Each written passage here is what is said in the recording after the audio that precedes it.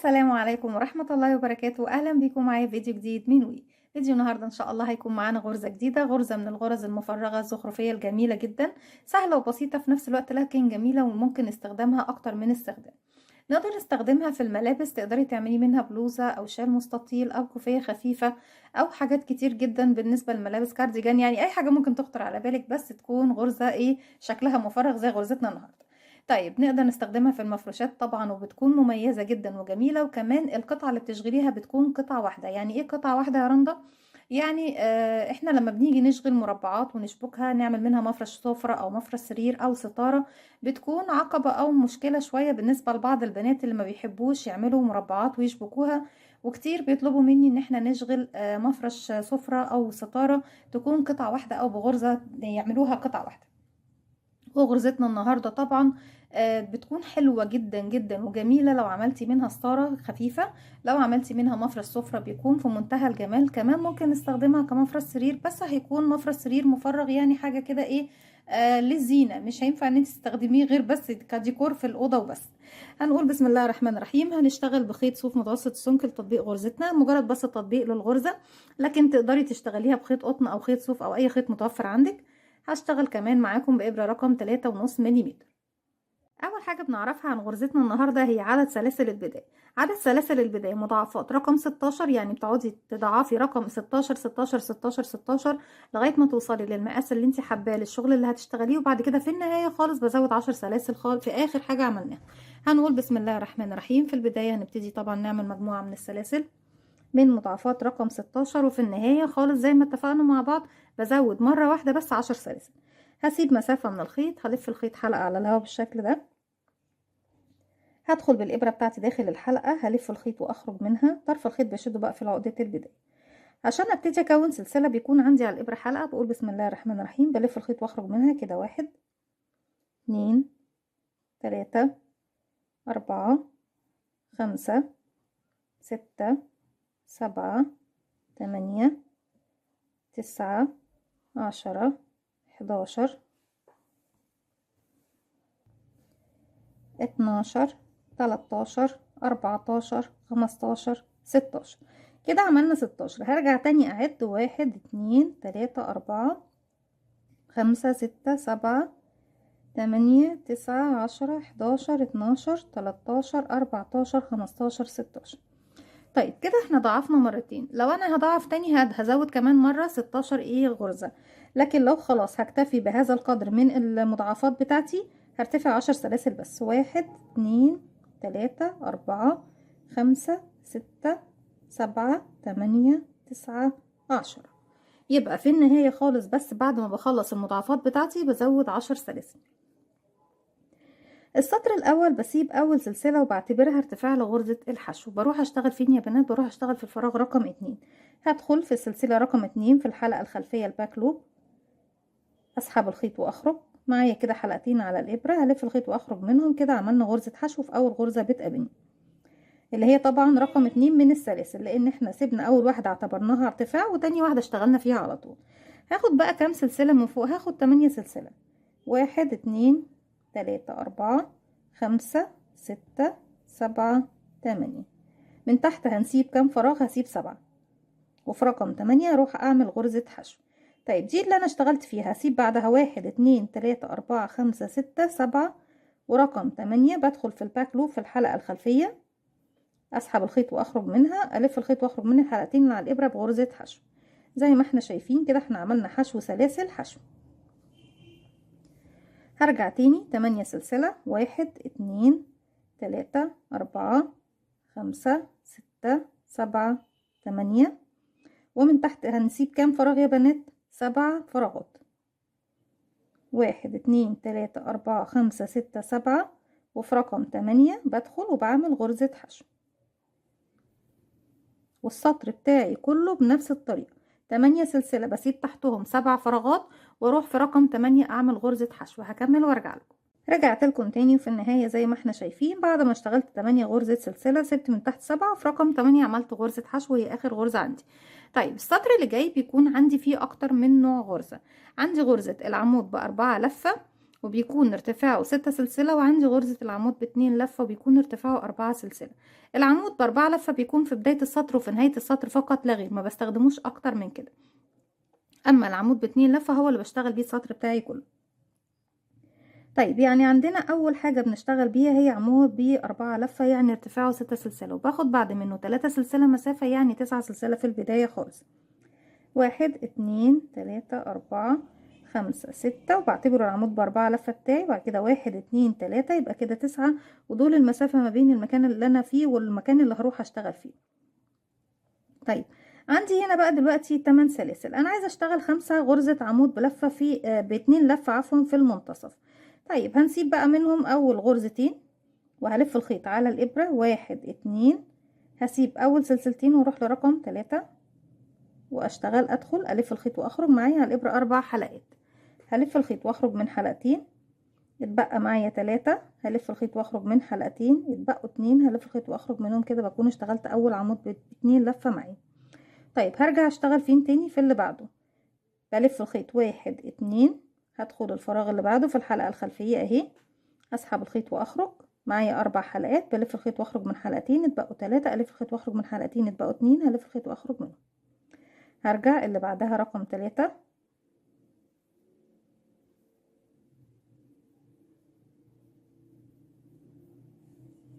4،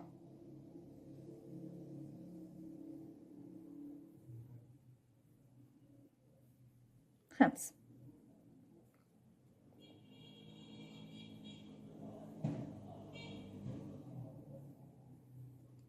زي ما احنا شايفين بيكون السطر بتاعي بالشكل دوت زي ما احنا شايفين. طيب بعد كده بعمل ايه؟ باخد 5 سلسلة مسافة، 1 2 3 4 5، وهروح فين؟ هسيب بقى السلسلة الباقية وغرزة الحشو، وهروح للفراغ اللي فيه السلاسل السبعة التمانية اللي كانوا تحت عندي، اللي بعده على طول بشتغل فيه. الفراغ دوت بشتغل فيه عمود ب2 لفة، سلسلتين عمود ب2 لفة. هلف الخيط 1 2، هسيب اول فراغين 1 2 ورقم 3، هدخل واشغل عمود ب2 لفة 1. بعد كده هاخد سلسلتين 1 2، ارجع الف الخيط 1 2، هسيب من تحت السلسلتين فراغين زيهم او سلسلتين زيهم، هسيب 1 2 واروح للفراغ رقم 3 بعدهم، نشغل عمود ب2 لفة 1. 5 سلسلة، 1 2 3 4 5، هروح للفراغ اللي بعده السلاسل اللي بعدها وبشتغل فوقيها 5 غرزة عمود ب2 لفة. البنات اللي ما بيحبوش يشتغلوا على السلسلة نفسها، احنا ممكن نشتغل من تحت السلسلة. يعني بنعمل ايه؟ 1 2، هنزل من تحت السلاسل مباشرة، اما ان انت تسيبي 2 سلسلة وتاخدي الحلقة الخلفية الباك لوب من السلسلة، او انك تنزلي من تحت السلسلة مباشرة وتبتدي تشتغلي الغرزة بتاعتك. 1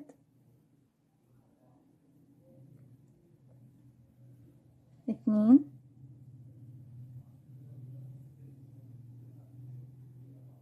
3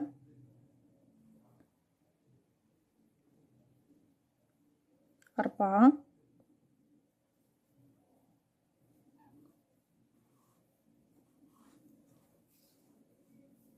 5. يبقى عندنا طريقتين نشتغل بيهم على السلاسل، اما انك تنزلي تحت السلاسل مباشرة وتشغلي ال5 غرزة عمود ب2 لفة بتوعك زي ما احنا شايفين، او بتشغلي على الحلقة الخلفية طبعا من السلاسل بس. يعني بصوا النتيجة دي بتكون طبعا الحلقة بتاعتي التانية واضحة هنا، اما هنا بيكون اللي باين معايا الغرزة نفسها مش باين الحلقة دي كده صح وكده صح، مفيش مشكلة، لكن طبعا الاصح هي الطريقة الاولى يا بنات.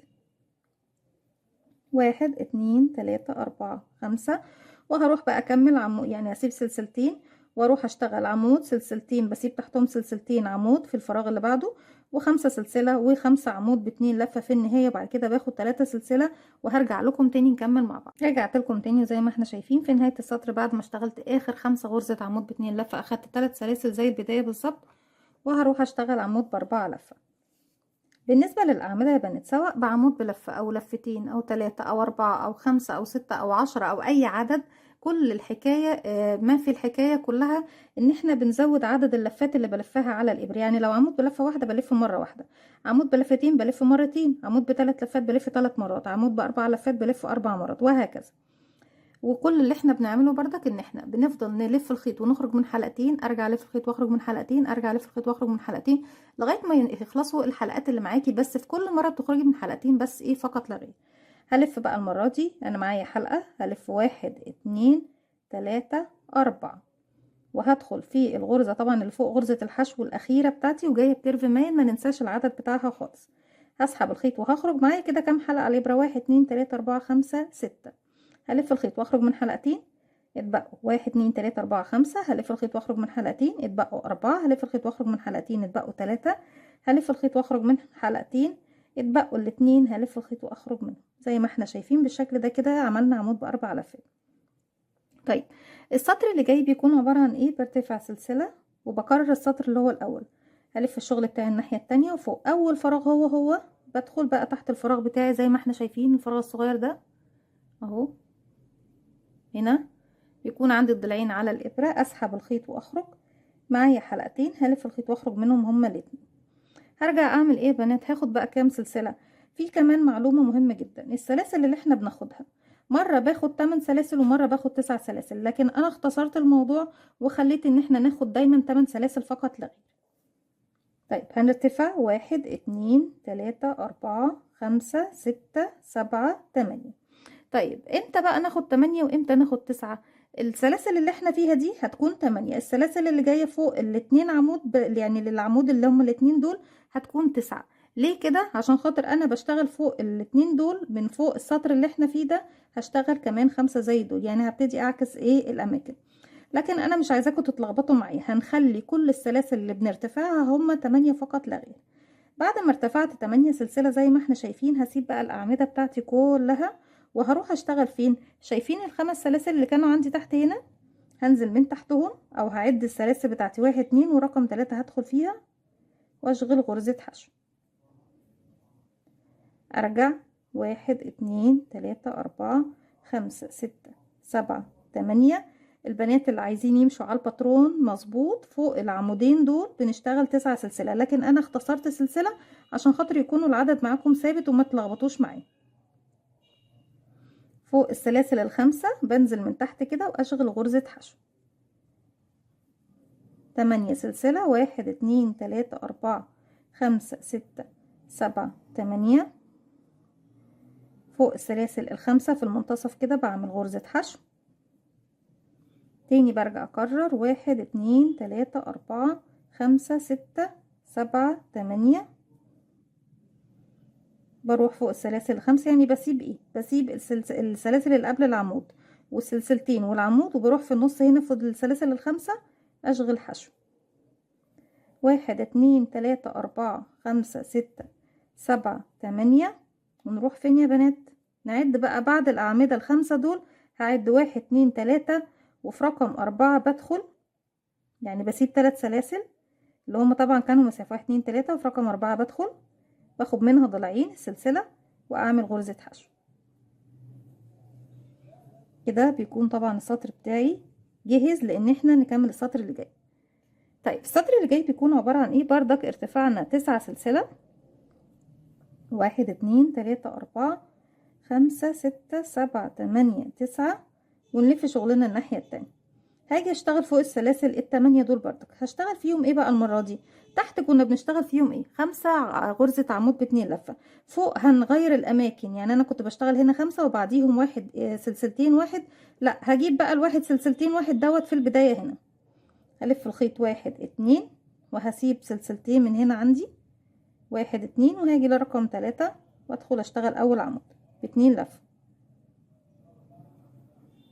سلسلتين 1 2. هسيب بعدهم تحتهم عفوا سلسلتين 1 2 لفة على الابرة، وبسيب من تحت سلسلتين وبروح لرقم 3 واشتغل العمود ب2 لفة بتاعي التاني.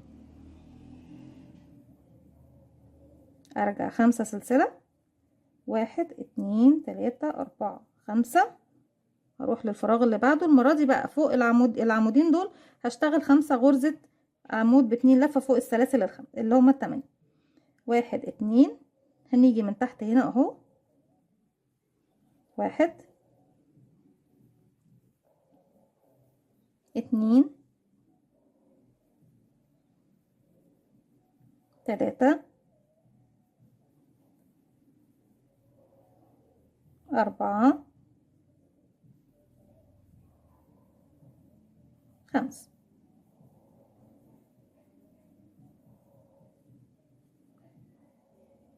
خمسة سلسلة، 1 2 3 4 5، واروح للسلاسل دي هلف الخيط مرتين وهسيب سلسلتين 1 2، وفي رقم 3 بدخل واشغل عمود ب2 لفة، سلسلتين 1 2، وبسيب من تحتهم كمان فراغين، بلف الخيط على الابرة مرتين، بسيب بقى 1 2، ورقم 3 بدخل اعمل عمود بلفتين، وبكرر بنفس الطريقة. بصوا بقى الشكل بقى ايه، اصبح مكان الاعمدة الخمسة في هنا عمودين اللي هم عمود سلسلتين عمود، وفوق العمود سلسلتين عمود هم اللي بقى ايه في 5 غرزة عمود ب2 لفة. بكمل السطر بتاعي بنفس الطريقة، وبعد كده ارجع لكم نشوف الغرزة بتاعتنا مع بعض. رجعت لكم تاني في النهاية، بناخد 3 سلسلة 1 2 3، وبلف الخيط 1 2 3 4، واشغل فوق غرزة الحشو اللي كانت عندي تحت هنا غرزة عمود ب4 لفة.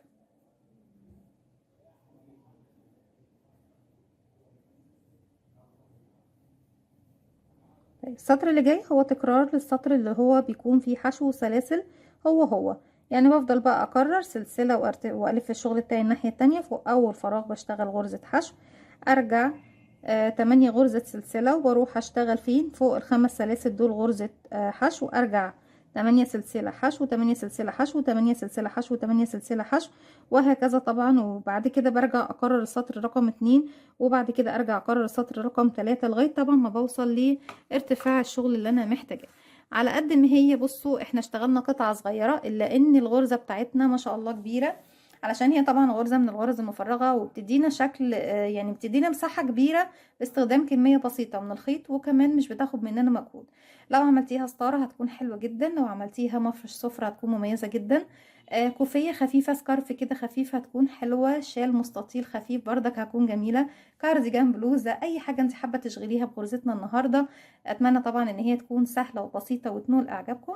ما تنسوش لو عجبكم الفيديو فضلا ليس امرا تعملوا لي لايك وشير وسبسكرايب، واستنوني في فيديو جديد من وي، وفعلوا زرار الجرس عشان يوصلكم مني كل جديد. السلام عليكم ورحمة الله وبركاته.